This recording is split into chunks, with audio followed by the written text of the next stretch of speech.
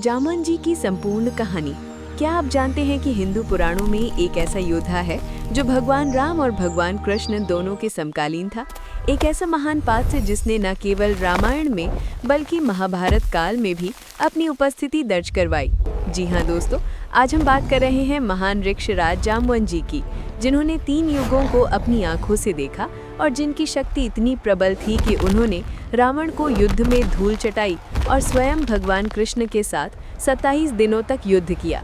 तो बने रहिए हमारे साथ, क्योंकि आज हम जानेंगे जामवन जी के जीवन की हर रहस्यमयी कहानी को, उनके दिव्य जन्म से लेकर उनकी अमरता तक। नमस्कार दोस्तों, स्वागत है आपका हमारे चैनल पर। आज का विषय बेहद खास और रोचक है, क्योंकि हम बात करने जा रहे हैं ऐसे महान पात्र की जिनका जिक्र केवल एक युग में नहीं बल्कि सतयुग, त्रेता युग और द्वापर युग तीनों में मिलता है। जामवन जी, जिन्हें जाम्बुवन, जावान या जम्बुवा के नाम से भी जाना जाता है, वे एक ऐसे दिव्य योद्धा थे जिनके बुद्धिमत्ता, शक्ति और ज्ञान की कहानियां आज भी हमें प्रेरणा देती हैं। आज के इस वीडियो में हम विस्तार से जानेंगे कि कैसे हुआ था जामवन जी का जन्म, क्यों वे इतने लंबे समय तक जीवित रहे, कैसे उन्होंने हनुमान जी को उनकी शक्तियों का एहसास करवाया, रावण के साथ उनका युद्ध कैसा रहा और भगवान कृष्ण के साथ उनके संबंध क्या थे। साथ ही हम ये भी जानेंगे कि क्या जामवन जी आज भी जीवित है और कलयुग के अंत में उनकी क्या भूमिका होगी। तो वीडियो को शुरू से अंत तक जरूर देखें, और अगर आपको पौराणिक कथाओं में रुचि है तो चैनल को सब्सक्राइब करना ना भूलें। त्रेता युग की बात है, जब रावण की दुष्टता और अत्याचार इतना बढ़ गया कि पूरी पृथ्वी त्रस्त हो गई। देवता, ऋषि मुनि और प्रजा सभी उसके अत्याचारों से परेशान थे। रावण ने अपनी शक्ति और अहंकार के बल पर तीनों लोकों में अपना आतंक फैला रखा था। जब परेशानियां असहनीय हो गईं, तो पृथ्वी देवी और स्वर्ग के देवता ब्रह्मा जी के साथ क्षीर सागर में भगवान विष्णु के पास पहुंचे। उन्होंने भगवान विष्णु से रावण के अत्याचारों से मुक्ति की प्रार्थना की। भगवान विष्णु ने आश्वासन देते हुए कहा कि वे अयोध्या के महाराज दशरथ के पुत्र के रूप में पृथ्वी पर अवतार लेंगे और रावण का वध करेंगे। लेकिन इस महान कार्य को पूरा करने के लिए एक विशाल सेना की आवश्यकता थी। इसलिए ब्रह्मा जी को निर्देश दिया गया कि वे दिव्य शक्तियों से युक्त वानरों और भालुओं की सृष्टि करें, जो भगवान राम की सहायता कर सकें। ब्रह्मा जी ने इस जिम्मेदारी को स्वीकार किया और वानरों की सृष्टि के बारे में गहन चिंतन करने लगे। वे बहुत देर तक ध्यान में बैठे रहे और इस पर विचार करते रहे कि कैसे ऐसे दिव्य प्राणियों का निर्माण किया जाए जो न केवल शक्तिशाली हों बल्कि बुद्धिमान और धर्म के प्रति समर्पित भी हों। अब जामवन जी के जन्म के विषय में पुराणों में मुख्यतः 2 कथाएं मिलती हैं और दोनों ही अत्यंत रोचक हैं। पहली कथा वाल्मीकि रामायण के बालकांड में वर्णित है। इसके अनुसार ब्रह्मा जी जब बहुत देर तक वानरों की सृष्टि के बारे में सोचते रहे तो उन्हें जम्हाई आने लगी। काफी समय तक गहन विचार करने के बाद जब ब्रह्मा जी को जम्हाई लेने की इच्छा हुई और उन्होंने अपना मुंह खोला, तो उसी क्षण जामवंत अनायास ही उनके मुख से प्रकट हो गए। ये जन्म अत्यंत दिव्य और चमत्कारिक था। ब्रह्मा जी की जम्हाई से उत्पन्न होने के कारण जामवंत में विशेष शक्तियां थीं और वे जन्म से ही दिव्य ज्ञान से युक्त थे। दूसरी कथा कम्ब रामायण में वर्णित है, जो और भी रोचक है। इस कथा के अनुसार जब संसार में मधु और कैटभ नामक 2 भयंकर दानवों का उदय हुआ था, तब उन्होंने अपनी शक्ति के अहंकार में आकर स्वयं ब्रह्मा जी को युद्ध के लिए ललकारा। उन दानवों की चीख और चुनौती इतनी भयावह थी कि ब्रह्मा जी भी डर गए। उनके चेहरे पर पसीना आने लगा, जो गालों से बहता हुआ उनकी कमर तक पहुंच गया। ब्रह्मा जी के उस दिव्य पसीने से जामवंत का जन्म हुआ, इसलिए उन्हें अंबुजा भी कहा जाता है, जिसका अर्थ है वह जीव जो पसीने के पानी से उत्पन्न हुआ हो। चूंकि वो जम्बूद्वीप में प्रवेश करने वाले पहले व्यक्ति थे, इसलिए उन्हें जामवंत कहा जाने लगा। उस समय जामवंत के जन्म का मुख्य उद्देश्य देवासुर संग्राम में देवताओं की सहायता करना था। अब सवाल ये उठता है कि जामवंत भालू थे या बंदर? ये एक बहुत ही रोचक प्रश्न है और इसका उत्तर भी उतना ही दिलचस्प है। वाल्मीकि रामायण में जामवन जी को कई जगह कपि यानी बंदर के रूप में वर्णित किया गया है, तो कहीं ऋक्ष यानी भालू के रूप में। वाल्मीकि रामायण के बालकांड में उन्हें चब भी कहा गया है, जो भालू के लिए प्रयुक्त होता है। अधिकतर ग्रंथों और चित्रणों में उन्हें एक वृद्ध और बुद्धिमान भालू के रूप में दर्शाया गया है, लेकिन कुछ भारतीय ग्रंथों में उन्हें वानर के रूप में भी वर्णित किया गया है। चूँकि ब्रह्मा जी का मुख्य उद्देश्य दिव्य वानरों का सृजन करना था और जामवंत भी उसी उद्देश्य से उत्पन्न हुए थे, इसलिए उन्हें वानर या ऋक्ष दोनों ही माना जाता है। सच तो यह है कि जामवंत एक दिव्य प्राणी थे, जिनका रूप सामान्य प्राणियों से बिल्कुल अलग और श्रेष्ठ था। जामवंत जी का जीवन केवल एक युग तक सीमित नहीं था, बल्कि वे कई युगों तक जीवित रहे। उनका जन्म सतयुग में हुआ था और वे त्रेता युग तथा द्वापर युग में भी जीवित रहे। उन्होंने भगवान विष्णु के विभिन्न अवतारों को देखा और उनके साथ कई महत्वपूर्ण घटनाओं में भाग भी लिया। जामवंत की उम्र के बारे में पुराणों में बताया गया है कि उनका जन्म तब हुआ था जब कोई ब्रह्मांड या समय की गणना नहीं थी, इसलिए उनकी सही उम्र या जन्म तिथि का पता लगाना संभव नहीं है। रामायण की घटनाओं के समय जामवंत की आयु 6 मनवंतर और 164 चतुर्युग बताई गई थी। ये समय इतना विशाल है कि इसकी कल्पना करना भी कठिन है। माना जाता है कि वर्तमान युग सप्तम मनवंतर का 28वां चतुर्युग है। इससे आप अंदाजा लगा सकते हैं कि जामवंत कितने प्राचीन और दीर्घायु थे। जामवंत जी की शक्ति और क्षमताओं का वर्णन विष्णु पुराण में एक कोटि सिंह के समान किया गया है। रामायण और महाभारत दोनों महाकाव्यों में उन्हें एक अद्भुत योद्धा के रूप में वर्णित किया गया है। जामवंत केवल शारीरिक रूप से शक्तिशाली नहीं थे, बल्कि वे अत्यंत विद्वान, बुद्धिमान और वेदपाठी भी थे। उन्हें सभी वेद, पुराण और शास्त्र कंठस्थ थे। श्री राम की सेना में वे सबसे वयोवृद्ध और बुद्धिमान थे और इसी कारण श्री राम भी उनका बहुत सम्मान करते थे। जामवंत की सामर्थ्य केवल उनकी शारीरिक शक्ति तक सीमित नहीं थी, बल्कि उनकी रणनीतिक प्रवीणता, युद्ध कौशल और बुद्धिमत्ता उन्हें एक महान योद्धा और सलाहकार बनाती थी। उन्हें हिमालय का राजा भी कहा जाता है, जिन्होंने भालू का रूप धारण करके श्री राम की सहायता के लिए पृथ्वी पर अवतार लिया। अब आते हैं वामन अवतार की घटना पर, जो जामवंत के जीवन में एक महत्वपूर्ण मोड़ साबित हुई। पौराणिक कथाओं के अनुसार जब भगवान विष्णु ने वामन अवतार लिया था, उस समय जामवंत अपनी युवावस्था में थे और अत्यंत बलशाली थे। उनकी शक्ति और गति अकल्पनीय थी। जब भगवान वामन ने राजा महाबली से 3 पग भूमि दान में मांगी और फिर विराट रूप धारण करके तीनों लोकों को 2 चरणों में नाप लिया, तब जामवंत ने ये दिव्य घटना देखी। भगवान वामन की त्रिविक्रम रूप में परिक्रमा करते समय जामवंत इतने भाव विभोर हो गए कि उन्होंने उनकी परिक्रमा करने का निर्णय लिया। ऐसा माना जाता है कि जामवंत ने अपनी अद्भुत शक्ति और गति का प्रदर्शन करते हुए एक ही विशाल छलांग में भगवान वामन की 21 बार परिक्रमा कर ली। ये गति इतनी तीव्र थी मानो बिजली कौंध गई हो। इस अविश्वसनीय यात्रा के दौरान जामवंत के पैर का अंगूठा महामेरु पर्वत के सर्वोच्च शिखर को छू गया। महामेरु पर्वत, जो संसार का केंद्र और सबसे पवित्र पर्वत माना जाता है, उसे ये बात अच्छी नहीं लगी। महामेरु को लगा कि जामवंत ने अपनी शक्ति और गति के अहंकार में उसका अपमान किया है। क्रोधित होकर महामेरु पर्वत ने जामवंत को श्राप दिया। महामेरु ने कहा कि तुम्हें अपनी गति और जवानी पर बहुत घमंड है। तुमने मुझे अपमानित किया है, इसलिए अब से तुम्हारा शरीर उस गति को प्राप्त नहीं कर पाएगा जो तुम्हारा मन और मस्तिष्क चाहता है। तुम्हारी बुद्धि तो युवा रहेगी, लेकिन तुम्हारा शरीर हमेशा वृद्ध रहेगा। तुम अपनी इच्छाओं और योजनाओं को पूर्ण करने में समर्थ नहीं हो पाओगे। इस श्राप के कारण जामवंत की युवावस्था समाप्त हो गई और वे वृद्ध हो गए। उनकी अपार शक्ति और गति तो उनके भीतर थी, लेकिन अब उनका शरीर उस शक्ति को पूर्णतः प्रकट नहीं कर सकता था।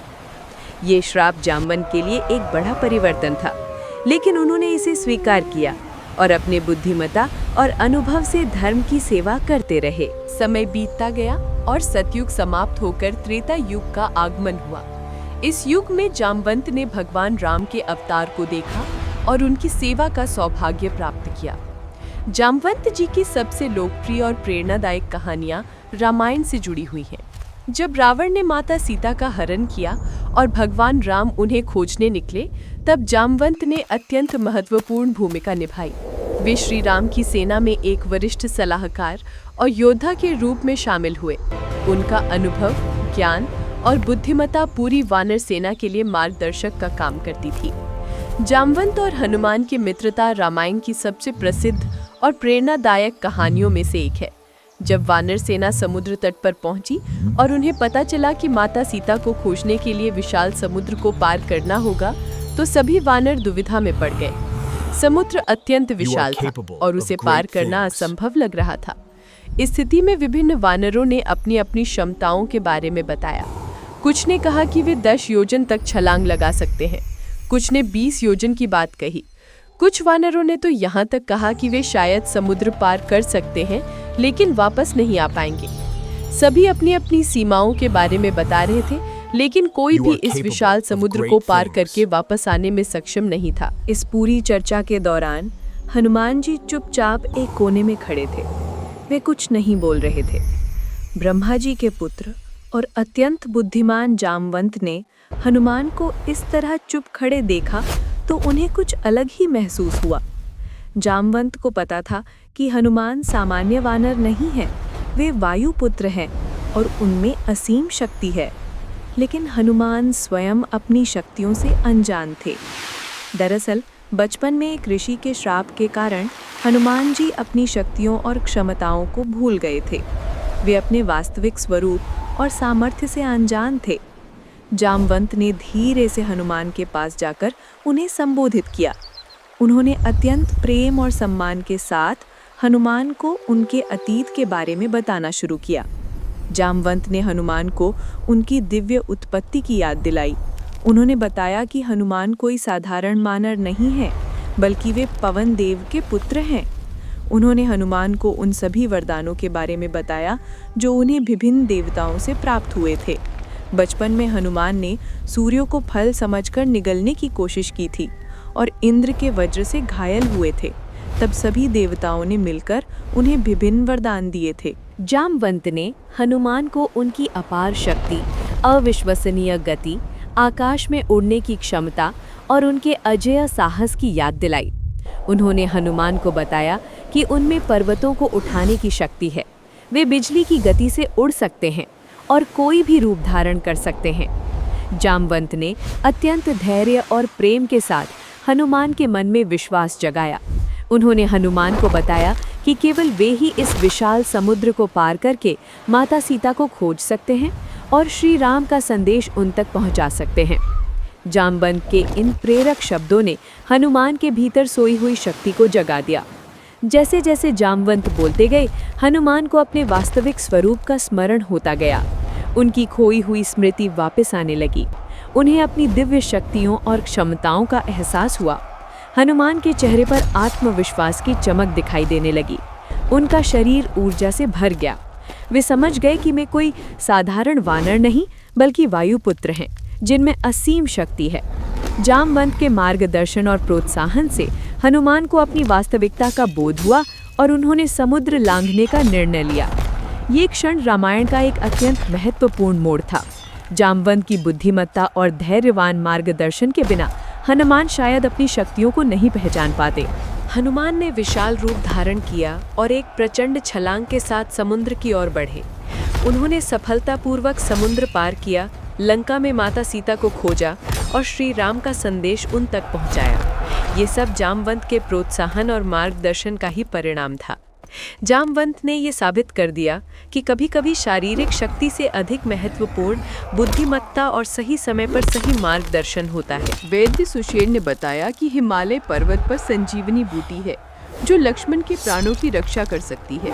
लेकिन समस्या यह थी कि सूर्योदय से पहले वो बूटी लानी होगी, वरना लक्ष्मण के प्राण नहीं बचेंगे। हनुमान इस कार्य के लिए तैयार हुए, लेकिन उन्हें नहीं पता था कि संजीवनी बूटी कैसी दिखती है और वो कहाँ मिलेगी। इस समय जामवंत ने अपने दिव्य ज्ञान का प्रदर्शन किया। उन्होंने हनुमान को विस्तार से बताया कि संजीवनी बूटी कहाँ मिलेगी, वो कैसी दिखती है और उसकी क्या पहचान है। दरअसल जामवंत ने सतयुग में समुद्र मंथन देखा था और उस समय उन्हें देवताओं से अनेक दिव्य औषधियों और वनस्पतियों के बारे में जानकारी मिली थी। उन्हें शल्यकर्णी नामक रोग निवारक वनस्पति के बारे में भी पता था। जामवंत ने अपने इस पुरानी जानकारी का उपयोग किया और हनुमान को संजीवनी बूटी के बारे में बताया। हनुमान हिमालय पर्वत गए और पूरा पर्वत ही उठा लाए। क्योंकि उन्हें सही बूटी की पहचान नहीं हो पाई। लेकिन जामवंत के मार्गदर्शन के कारण ही यह संभव हो पाया और लक्ष्मण के प्राण बच गए। ये घटना जामवंत के विशाल ज्ञान और अनुभव को दर्शाती है। रावण का वध हो गया, युद्ध समाप्त हो गया और श्री राम विजय होकर अयोध्या लौट आए। जामवंत ने अपनी भूमिका बखूबी निभाई और धर्म की रक्षा में अपना योगदान दिया। त्रेता युग समाप्त हुआ और द्वापर युग का आगमन हुआ। जामवंत अब भी जीवित थे और उन्होंने भगवान विष्णु के एक और अवतार को देखा, भगवान कृष्ण। द्वापर युग में जामवंत की सबसे प्रसिद्ध कहानी है स्यमंतक मणि के लिए भगवान कृष्ण के साथ उनका युद्ध। ये घटना अत्यंत रोचक और महत्वपूर्ण है। स्यमंतक मणि एक अत्यंत दुर्लभ और मूल्यवान दिव्य रत्न था जो सूर्यदेव ने राजा सतराजित को दिया था। इस मणि में अद्भुत शक्तियाँ थीं। ये मणि अपने मालिक को प्रतिदिन 8 भार सोना देती थी और उसे सभी प्रकार की बीमारियों और संकटों से बचाती थी। जहाँ ये मणि होती थी वहाँ कोई अकाल, महामारी या प्राकृतिक आपदा नहीं आती थी। एक दिन राजा सतराजित का छोटा भाई प्रसेन वो मणि पहनकर शिकार के लिए जंगल में गया। जंगल में उसकी मुलाकात एक भयंकर सिंह से हो गई। उस शेर ने प्रसेन को मार डाला और स्यमंतक मणि को लेकर जंगल की गहराई में जाने लगा। उसी समय जामवंत उधर से गुजर रहे थे। उन्होंने शेर को देखा जो एक चमकती हुई मणि लेकर जा रहा था। जामवंत ने उस शेर से युद्ध किया और उसे मार डाला। फिर उन्होंने वो स्यमंतक मणि उठाई और अपनी गुफा में ले गए। जामवंत ने वो मणि अपनी बेटी जाम्बवती को खेलने के लिए दे दी। इधर द्वारका में अफवाह फैल गई कि भगवान कृष्ण ने प्रसेन को मार डाला और स्यमंतक मणि ले ली। ये आरोप बहुत गंभीर था। भगवान कृष्ण को इस झूठे आरोप से मुक्त होना था, इसलिए उन्होंने स्वयं स्यमंतक मणि की तलाश करने का निर्णय लिया। वे जंगल में गए और खोजबीन करते हुए उन्हें प्रसेन और उसके घोड़े का शव मिला। जमीन पर पैरों के निशान देखकर भगवान कृष्ण को समझ आया कि किसी शेर ने प्रसेन को मारा है। कुछ दूरी पर उन्हें उस शेर का शव भी मिला और भालू के पद चिन्ह भी दिखाई दिए। भगवान कृष्ण उन पद चिन्हों का अनुसरण करते हुए एक पर्वतीय गुफा में पहुंचे जो जामवंत का निवास स्थान था। गुफा के अंदर भगवान कृष्ण ने देखा कि एक छोटी बच्ची स्यमंतक मणि से खेल रही है। जैसे ही भगवान कृष्ण मणि लेने के लिए आगे बढ़े, जामवंत प्रकट हो गए। उन्होंने सोचा कि कोई चोर उनकी बेटी की मणि चुराने आया है। बिना कुछ पूछे या सोचे जामवंत ने भगवान कृष्ण पर आक्रमण कर दिया और इस प्रकार शुरू हुआ सबसे भीषण युद्धों में से एक, जामवंत और भगवान कृष्ण के बीच। ये युद्ध कोई साधारण युद्ध नहीं था। दोनों योद्धा अपनी अपनी पूरी शक्ति से लड़ रहे थे। जामवंत, जो रावण को पराजित कर चुके थे, वे पूरी शक्ति से भगवान कृष्ण से युद्ध कर रहे थे। ये युद्ध 1 दिन 2 दिन नहीं बल्कि पूरे 27 दिनों तक चला। 27 दिन तक निरंतर युद्ध, ये अकल्पनीय है। दोनों योद्धाओं की शक्ति और सामर्थ्य का ये जबरदस्त प्रदर्शन था। गुफा के भीतर ये महायुद्ध चल रहा था और बाहर की दुनिया को इसकी कोई खबर नहीं थी। धीरे धीरे जामवंत को एहसास होने लगा कि ये कोई साधारण योद्धा नहीं थे। 27 दिनों के युद्ध के बाद भी ये व्यक्ति थका नहीं है, कमज़ोर नहीं पड़ा है। उन्हें समझ आने लगा कि ये कोई दिव्य शक्ति है। धीरे धीरे जामवंत को भगवान कृष्ण की दिव्यता का एहसास हुआ। उन्होंने महसूस किया कि ये वही परम शक्ति हैं जिन्हें उन्होंने राम के रूप में देखा था। जामवंत की बुद्धि और अनुभव ने उन्हें बता दिया कि ये साक्षात भगवान विष्णु के अवतार हैं। इस दिव्य ज्ञान के बाद जामवंत तुरंत युद्ध रोककर भगवान कृष्ण के चरणों में गिर गए। उन्होंने क्षमा मांगी और कहा कि वे नहीं जानते थे कि स्वयं भगवान उनकी गुफा में पधारे हैं। जामवंत ने अत्यंत भक्ति और सम्मान के साथ भगवान कृष्ण की स्तुति की। उन्होंने स्यमंतक मणि भगवान कृष्ण को सौंप दी। लेकिन इतना ही नहीं, जामवंत ने अपनी प्यारी बेटी जाम्बवती का हाथ भी भगवान कृष्ण को विवाह के लिए प्रस्तावित किया। जामवंत जानते थे कि अपनी बेटी का विवाह स्वयं भगवान से करवाना उनके और उनके वंश के लिए परम सौभाग्य की बात है। भगवान कृष्ण ने जाम्बवती से विवाह किया और वे उनकी 8 मुख्य रानियों में से एक बनी। इस विवाह के माध्यम से जामवंत ने अपने वंश को धन्य कर दिया और भगवान कृष्ण के साथ अपने संबंधों को और भी गहरा किया। भगवान कृष्ण स्यमंतक मणि लेकर द्वारिका लौटे और सभी को सच्चाई बताई। इस प्रकार वे झूठे आरोपों से मुक्त हुए। ये घटना जामवंत की शक्ति को भी प्रदर्शित करती है। सोचिए, वे एक ऐसे योद्धा थे जिन्होंने भगवान कृष्ण के साथ 27 दिनों तक युद्ध किया। हालांकि अंततः उन्हें भगवान की दिव्यता का एहसास हुआ और उन्होंने युद्ध रोक दिया, लेकिन ये उनकी अपार शक्ति का प्रमाण है। महाभारत काल में भी जामवंत जीवित थे, लेकिन उनका सीधा उल्लेख महाभारत के युद्ध में नहीं मिलता। वे अब अत्यंत वृद्ध हो चुके थे और शायद सक्रिय भागीदारी नहीं ले रहे थे। अब सबसे महत्वपूर्ण प्रश्न ये है कि क्या जामवंत आज भी जीवित हैं? कई पौराणिक कथाओं और पुराणों के अनुसार जामवंत अमर हैं या चिरंजीवी हैं। हिंदू धर्म में 7 चिरंजीवियों का उल्लेख है जो अभी भी जीवित माने जाते हैं और कलयुग के अंत तक जीवित रहेंगे। इन 7 चिरंजीवियों में अश्वत्थामा, राजा बलि, वेदव्यास, हनुमान, विभीषण, कृपाचार्य और परशुराम हैं। कुछ मान्यताओं में जामवंत को भी चिरंजीवी माना जाता है। ऐसा माना जाता है कि जामवंत हिमालय की किसी गुफा में तपस्या और ध्यान में लीन है। वे कलयुग के अंत की प्रतीक्षा कर रहे हैं। जब कलयुग का अंत होगा और कली दानव का वध करने के लिए भगवान विष्णु का कल्कि अवतार होगा, तब जामवंत भी प्रकट होंगे। वे 7 चिरंजीवियों के साथ कल्कि अवतार की सहायता करेंगे और धर्म की पुनर्स्थापना में अपनी भूमिका निभाएंगे। ये विश्वास अनेक पुराणों और धार्मिक ग्रंथों में पाया जाता है। कुछ लोगों का ये भी मानना है कि जामवंत हिमालय के दुर्गम क्षेत्रों में निवास करते हैं, जहाँ सामान्य मनुष्य नहीं पहुँच सकते। वे गहन ध्यान और तपस्या में लीन हैं। उनकी उपस्थिति दिव्य और सूक्ष्म है, इसलिए सामान्य लोग उन्हें देख नहीं सकते।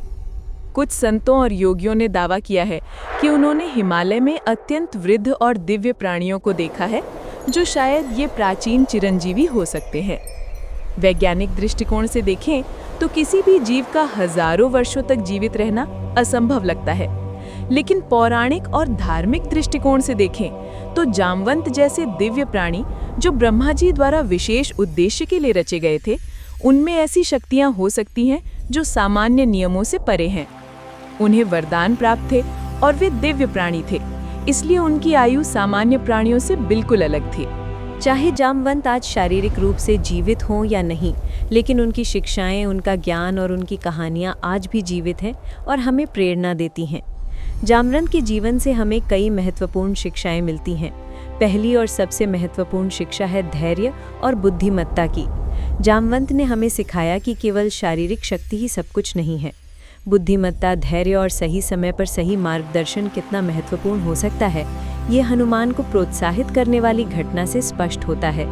जामवंत शारीरिक रूप से वृद्ध हो गए थे, लेकिन उनकी बुद्धि और ज्ञान ने उन्हें हमेशा प्रासंगिक और महत्वपूर्ण बनाए रखा।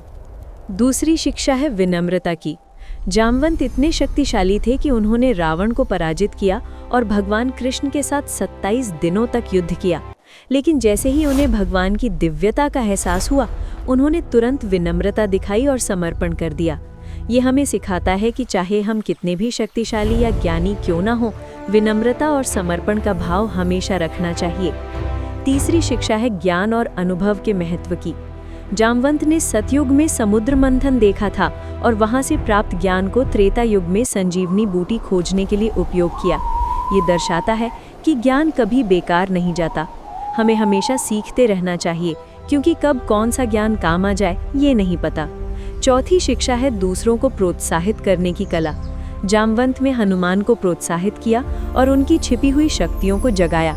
कभी कभी लोगों में क्षमता तो होती है, लेकिन उन्हें सही मार्गदर्शन और प्रोत्साहन की जरूरत होती है। एक अच्छे मार्गदर्शक की भूमिका बहुत महत्वपूर्ण होती है। पांचवी शिक्षा है धर्म के प्रति समर्पण की। जामवंत ने हमेशा धर्म का पक्ष लिया। चाहे राम का युग हो या कृष्ण का, उन्होंने हमेशा धर्म की रक्षा के लिए अपना योगदान दिया। ये हमें सिखाता है कि चाहे परिस्थितियाँ कैसी भी हों, हमें सदैव धर्म का पालन करना चाहिए। छठी शिक्षा है अहंकार से मुक्त रहने की। जब जामवंत को महामेरु पर्वत का श्राप मिला तो उन्होंने उसे स्वीकार किया और अपने अहंकार को त्याग दिया। उन्होंने अपनी शारीरिक सीमाओं को स्वीकार किया, लेकिन अपनी बुद्धिमत्ता और अनुभव से धर्म की सेवा करते रहे। ये हमें सिखाता है कि हमें अपनी सीमाओं को स्वीकार करना चाहिए और अपने अहंकार को छोड़ देना चाहिए। 7वीं शिक्षा है युगों को देखने और परिवर्तन को स्वीकार करने की। जामवंत ने 3 युगों को देखा। हर युग में परिस्थितियां अलग थीं, लोग अलग थे, चुनौतियां अलग थीं, लेकिन जामवंत ने हर युग में खुद को प्रासंगिक बनाए रखा। उन्होंने परिवर्तन को स्वीकार किया और हर स्थिति में अपना योगदान दिया।